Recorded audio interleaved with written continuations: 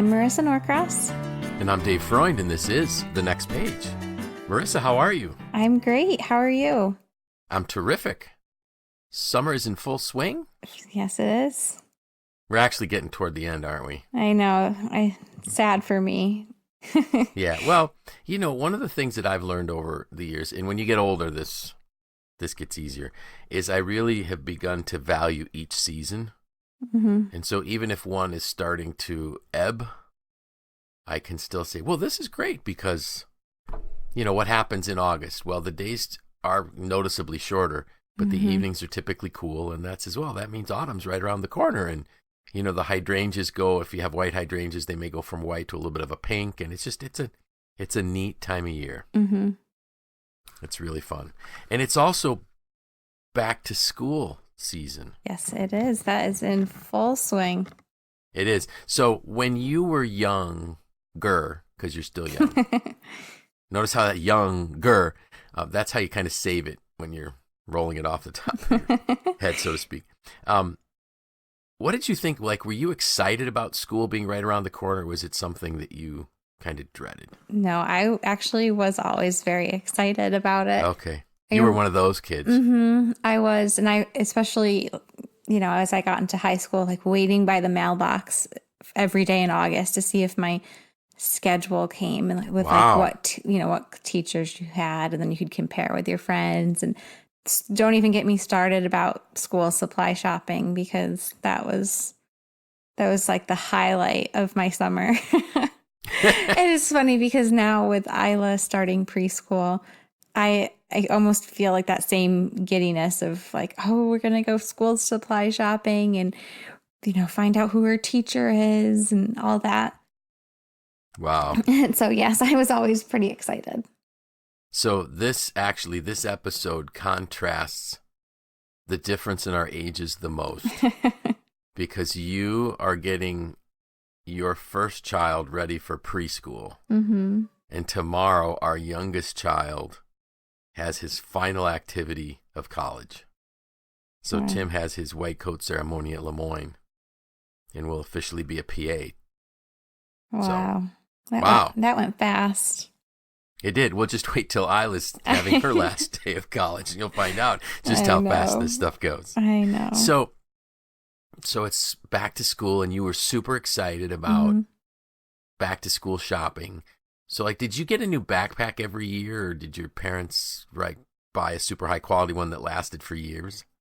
I feel like I probably got a new one every year. Yeah. Okay. To match my theme, whatever I was going off of. Oh, so you had a theme. Okay, cool. I mean, this probably, anyone who knows me that's listening, they won't be surprised by any of this, I don't think. But oh yeah, I was I think because I love routine and I love organization. And so this was my opportunity for a fresh start and to kick off the school year. So yeah, I that sounds like me. You walked right into the theme of today's podcast. The organization, the plan. Mm-hmm. That was perfect. It was almost as if you knew what we were going to talk about. Sometimes I do. Yeah, most of the time you do. If you didn't, you probably wouldn't get on the recording with me. So we are talking about a plan. And when we were young, like you said, you stood by the mailbox or you go out to the mailbox every day, couldn't wait for the plan to show up. Mm-hmm. So from the time, you have a plan for Isla. Tim, young engineer Tim, had a plan, and his plan pretty much ended, so to speak. Mm-hmm. All of us, we get to a point where the plan that others have done for us ends. And then the question is, what's next? I remember asking my boss that question. My boss took me out to lunch when I finished my 4-year apprenticeship. And he took me to the Sunset Restaurant in Auburn. And he, it was a really neat thing because he says, hey, let's go to lunch. Let's celebrate. And so I went out with him and he hands me this piece of paper and I looked at it and it had taken me again. It was 4 years, 8,000 hours. It was night school. It was all of those things an apprentice goes through. And I looked up and I said, now what? And that was probably the first time in my life when I realized that my plan wasn't complete. And he was startled. He goes, "What do you mean now what?" And I said, "Well, you don't understand that my whole adult life, at least, from the time I was probably a mid-teen, I get you're not adult, but my grown-up kind of life, I knew this is what I wanted to do, and now I did it. What do I do next?" And his answer was as good as he could give at the time. He goes, "Well, you'll figure it out." Well, the problem is we will figure it out, but we have to be very intentional about filling it out, or finishing it up and filling in all the blanks. It isn't just going to happen. And so we introduced this topic just as an announcement last week, but we're going to spend 4 weeks talking about developing our growth plan.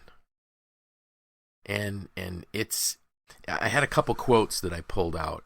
Napoleon Hill said, "Strength and growth come only from continuous effort and struggle." And I want to give folks a heads up that it's not easy. So, and I don't want you to be discouraged, because I hope by the time we get done with today, you won't be discouraged. You'll be kind of energized. But it's going to take effort. It's going to take struggle. It's not something that is just, growth doesn't just happen.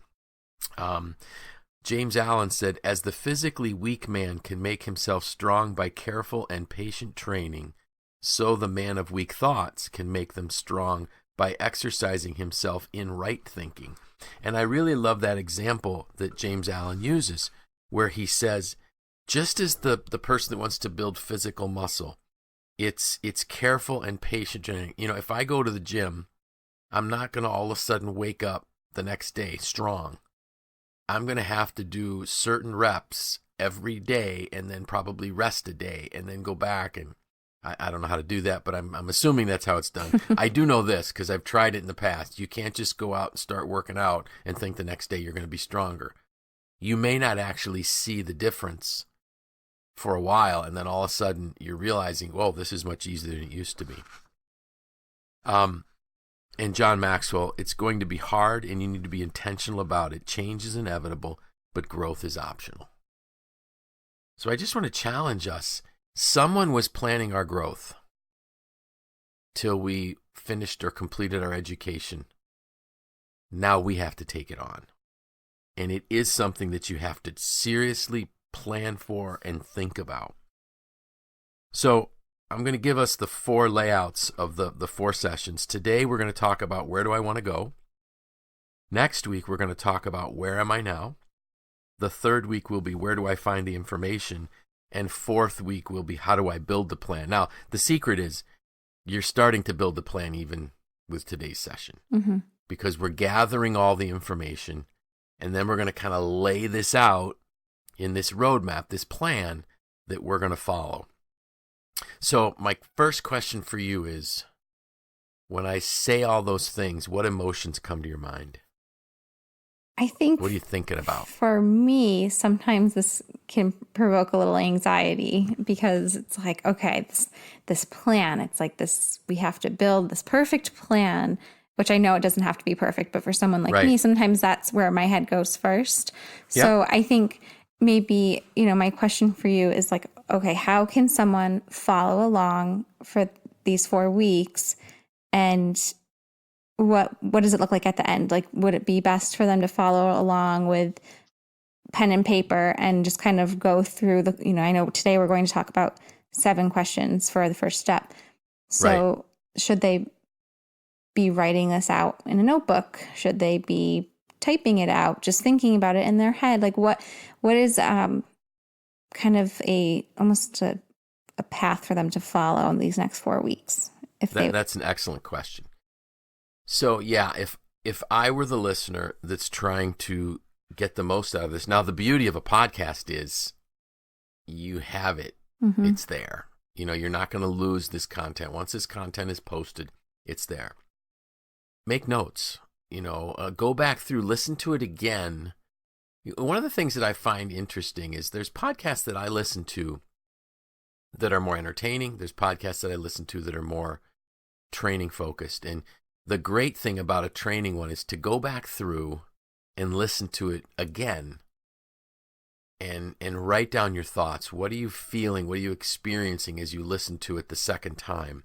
because you're going to hear things you didn't the first time. Mm-hmm. But yeah, take notes. And then at the end of the 4 weeks, you should have a plan that you can kind of lay out for yourself. You'll have all the tools, all the parts of the plan, the pieces of the puzzle that you can use to move forward. Now, I will tell our listeners this, that I got really excited about this topic because I realized in my own life that the plan that I was using, while it was good, it could have been better. And so what I'm sharing with you folks is what I'm doing to my own plan to make it a more structured life plan. Because somebody will ask, when does it end? When you die.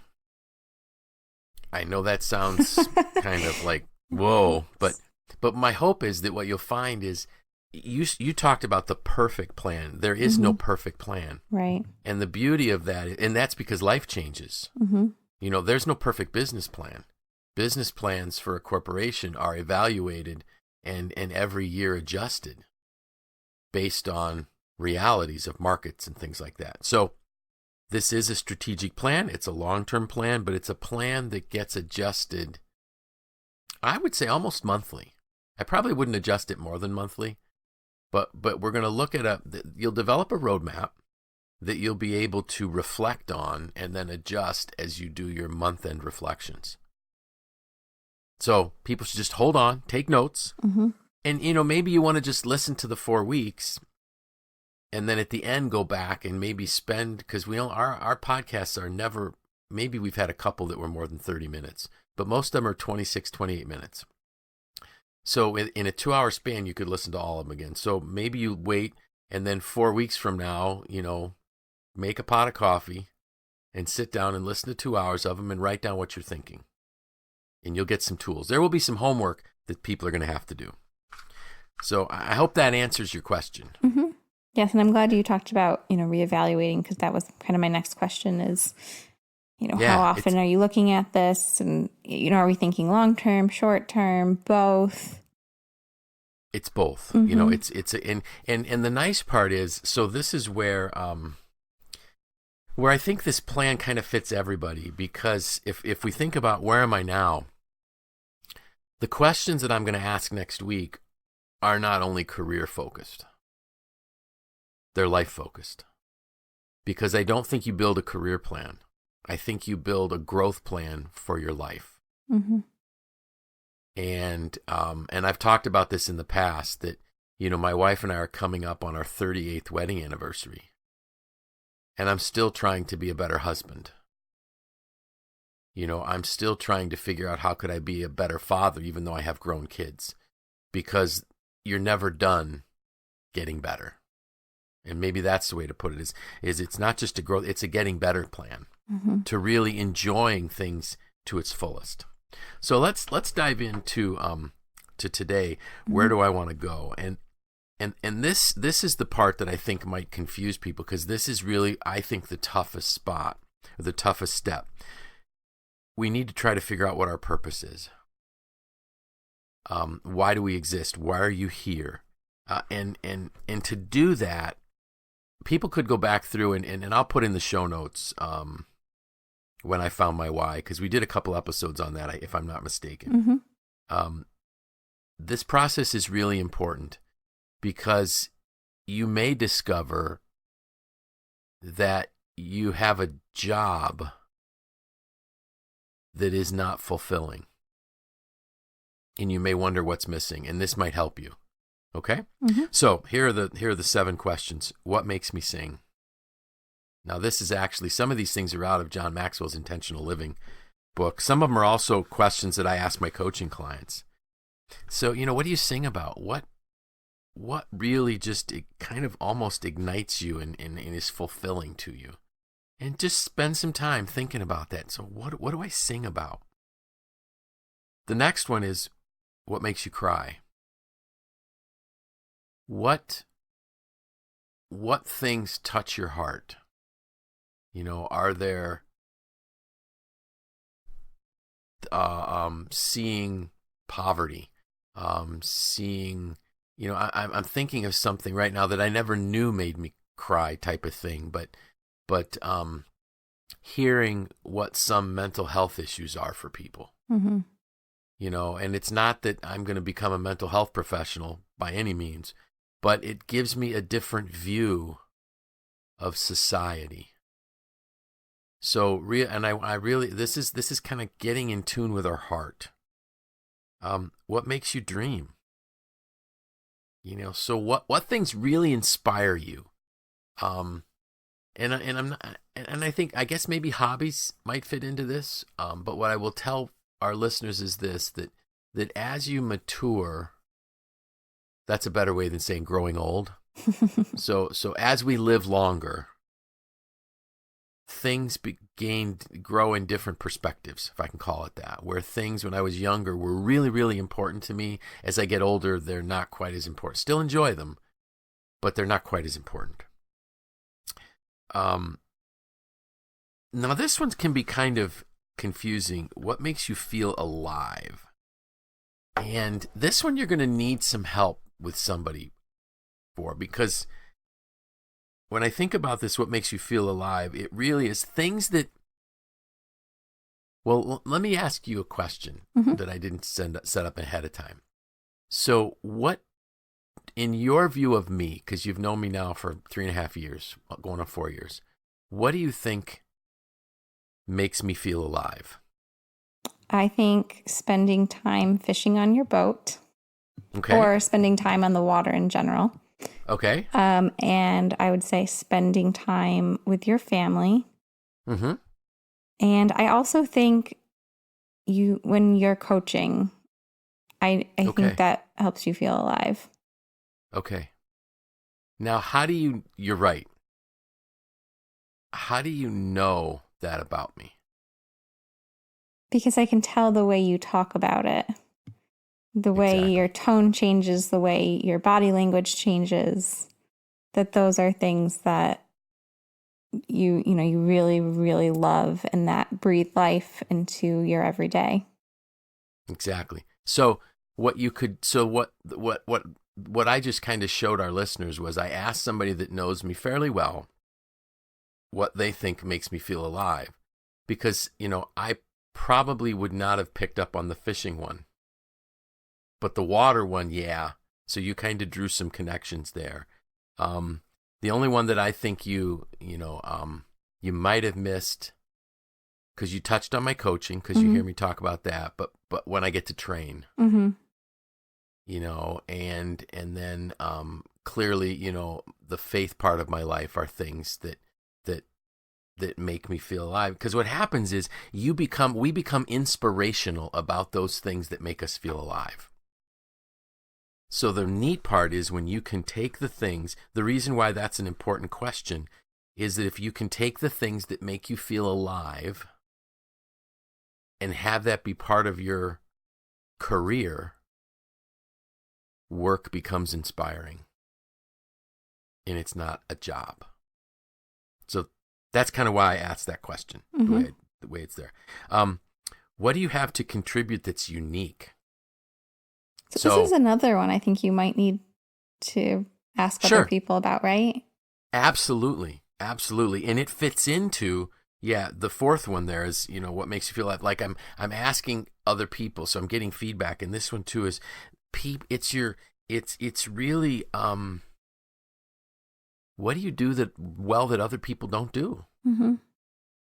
It kind of fits into the giftedness, but giftedness I think is a little bit too general. But this unique thing that you can bring to a group or to the people that you interact with. One of the things I'm thinking of a person that is exceptional, and I'm not going to say who it is because I don't want to embarrass her, because I know she listens to the podcast. She is exceptional in listening for the needs of others. She can tell.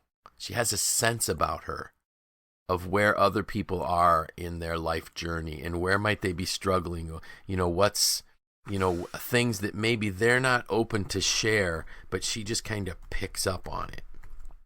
So that would be a uniqueness that someone has. I'm thinking if there are people that can assess problems in a manufacturing process. That's just, they're unique in being able to sense things. That maybe this one here, this uniqueness piece, there might be something that where a person is intuitive. Mm-hmm. So that's kind of what we're looking for there. Or I'm thinking of another individual that I know really well, and I won't mention his name because I don't want to embarrass him, but he has this unbelievably unique ability to argue a point, and I don't mean that in a bad way. I mean that totally in a good way. He can debate a point where he makes the other person feel very much at ease, and he begins from their perspective to position his argument, so to speak. I mean, it's a gift. It's a unique gift to be able to convince others in a way that isn't demanding or demeaning of them. So that's really what that one is.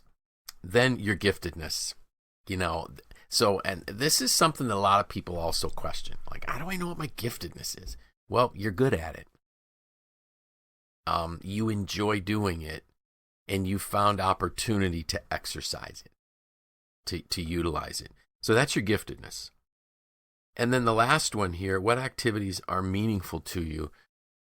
What do you do that is really touching, in your heart type of thing? And there are things that if we just kind of start, and you'll get a lot of this through reflection. So if you look back, if you've been reflecting, you're on a daily basis or a periodic basis, the things that you wrote down that were enjoyable, that were special, that were highlights of your day, are things that have meaning for you. And the reason why we're trying to figure these things out is that we want to build our plan to give you the greatest opportunity in these areas. Because now all of a sudden it's not drudgery. We enjoy it. Mm-hmm. It becomes part of our life. And your growth plan has to be a key part of your life. Do you think I've explained those 7 well enough? Mm-hmm. I think so. And I mean, it would be natural for there to be some overlap, right? In some of these things. Yes, absolutely. Mm-hmm. Yeah. They're thought-provoking questions is what they are. Mm-hmm. And as when I do the teaching on this, the in-person teaching or even the distance learning teaching, there's going to be forms that you're going to be able to just fill out. And the reason, and you may have some arrows that say same as above kind of thing, but the goal is just to help you think on that level. My coaching clients, when I have them fill out their intake documents, they say, these questions are hard. I say, yeah, because it gets you thinking on a level mm-hmm. where, and you filled them out too, right? Mm-hmm. Oh yeah. Yeah. So you've experienced them. They are hard. And the reason that they're hard is it gets us to that level where now coaching and personal development can really begin to take off. Knowing that we're running out of time, since I said we rarely go over 20 minutes. So the next part of this would be, and I touch on it in my post that went out this morning, is really to determine our values, a values assessment. And I know when people hear the word values, alarms go off. I'm not giving anybody values. There's a lot of tools, and I'll have one that I would be using in the session that I'm going to be teaching on at MACNY. But they're online assessments. There's lists, and so typically what will happen is you'll have a list of 50 or 60 values words, and you select the top 5 or 6. And the reason for this is this helps a person understand really what they value in life. So my point here is I'm not giving people values they need to follow. I'm saying you need to determine the values that you're going to follow. And the reason why we're going to try to pick out, let's say out of a 50 or 60, we're going to get down to like 10%, is that you want to have those values written out so that you then begin to plan everything around those values. Because if your plan feeds into those values or is in alignment with those values, that's your best guarantee that you're going to go in the direction that you want to go. And the way the way I put it, I think I stole this from somewhere in John Maxwell's 15 Invaluable Laws of Growth. But, people say, what does this have to do with my career? And I kind of put this down. The quick answer is this: how disappointed will you be to work very hard building and climbing a ladder only to find that it's leaning up against the wrong wall? Think about that. Mm-hmm. We've spent years of our life first building, then climbing this ladder. And when we get to the top of the ladder, it wasn't leaning up against a wall that we wanted to climb. So if you don't start with the foundation piece of values and what's important to you and dreams, you could waste your life.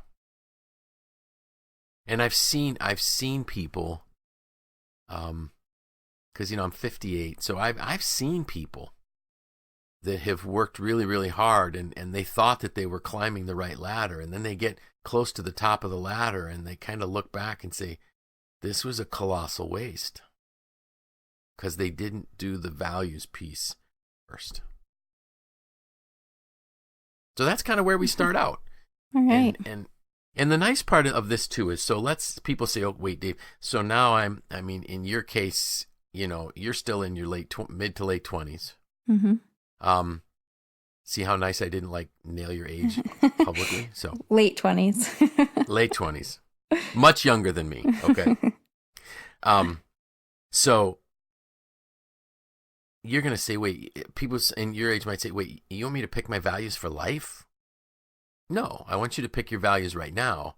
Mm-hmm. But the beauty of this plan is, as you evaluate and review your plan, let's say annually, you're going to look at those values again. Value statements, say, are those really what I believe? Mm-hmm. Are those still really important to me? Because as I shared at the beginning, as someone who's 58 now, some of those things that might have been really, really important to me 30 years ago, they're not that important anymore.